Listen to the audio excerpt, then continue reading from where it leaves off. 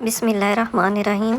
خاتم النبیین رسول اللہ صلی اللہ علیہ وآلہ وسلم نے فرمایا، جس شخص نے صبح کی نماز پڑھی وہ اللہ سبحانہ و تعالیٰ کی پناہ میں ہے۔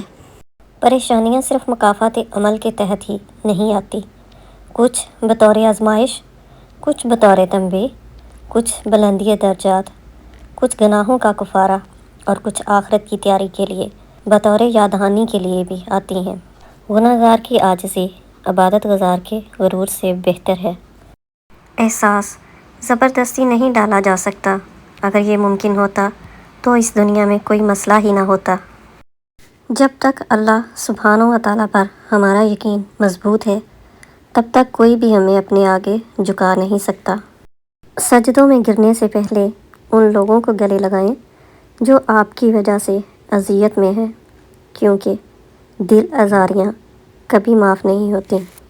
کچھ رشتے صرف محبت سے بنتے ہیں، لیکن کچھ رشتوں کو مضبوط کرنے کے لیے محبت کے ساتھ ساتھ اعتبار اور اعتماد کی ضرورت بھی پڑتی ہے۔ مخلص لوگ بڑے گنے چنے ہوتے ہیں اور یہ بڑے نصیب والوں کو ملتے ہیں۔ یہ آپ کی خوشی میں مسکراتے ہیں اور آپ کے غم میں آپ کا ساتھ نہیں چھوڑتے۔ ان کی قدر کریں۔ رشتے دل سے بنتے ہیں، باتوں سے نہیں۔ کچھ لوگ بہت باتوں کے بعد بھی اپنے نہیں ہوتے اور کچھ خاموشی سے اپنے ہو جاتے ہیں۔ زندگی ایک کمزور ڈور کی مانند ہے جو کسی بھی وقت ٹوٹ سکتی ہے۔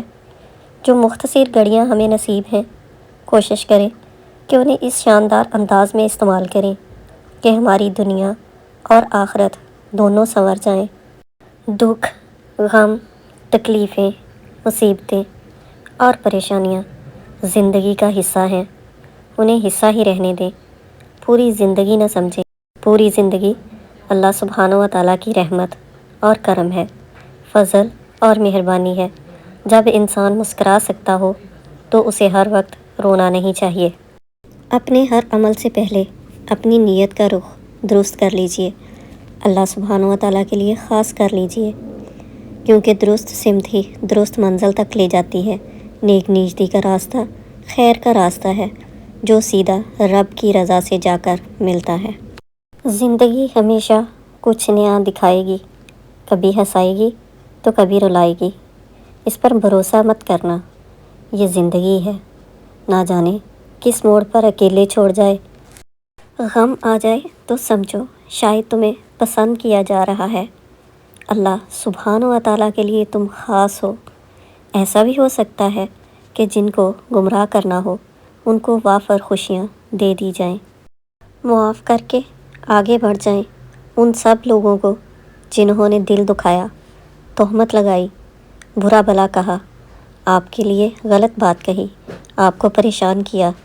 یقین جانیں آپ کا رب کچھ نہیں بولتا، وہ جب حساب برابر کرتا ہے تو ناانصافی نہیں کرتا۔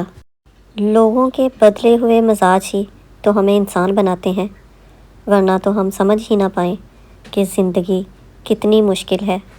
ہم تو وہ امت ہیں کہ جن کو حکم ہے کہ قبرستان سے گزرو تو مردہ لوگوں کو بھی سلام کرو، مگر ہم ہیں کہ زندہ لوگوں کو بھی بغیر مطلب کے سلام نہیں کرتے۔